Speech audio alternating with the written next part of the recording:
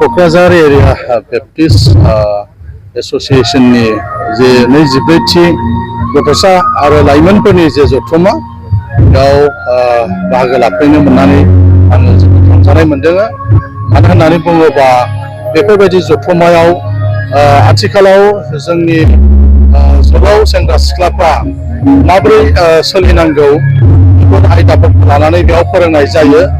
मानो होननानै बुङोबा दासान्दि जों लाइमोनफ्रानो फोरखौ गोबां बांनाय जों नुगासिनो दङ।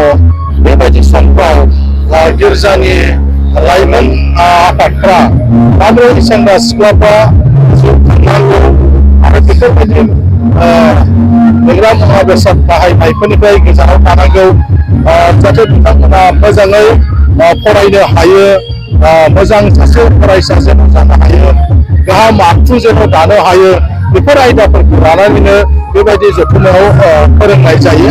आरो बे आयदाफोरखौनो लानानै बहायबो सानब्रैनि जे हाबाफारि लानानै क'क्राझार एरिया बेप्टिस्ट गिर्जानि लाइमोन आफादा जिथु खुंदों, बेनि थाखाय आं बिथांमोनखौ साबायखर बावदों। जाहाथे बयबो नाजायो जे आथिखालनियाव थासारिया मोजां नङा, बे गाज्रि थासारियाव लाइमोनफ्रा जाहाथे गोथों लामाजों बिसोरो आवगायलांनो हायो आरो बिथांमोना साफा साफा राफोद नौनागिरि जानो हायो, गावखौ थिसननो हायो।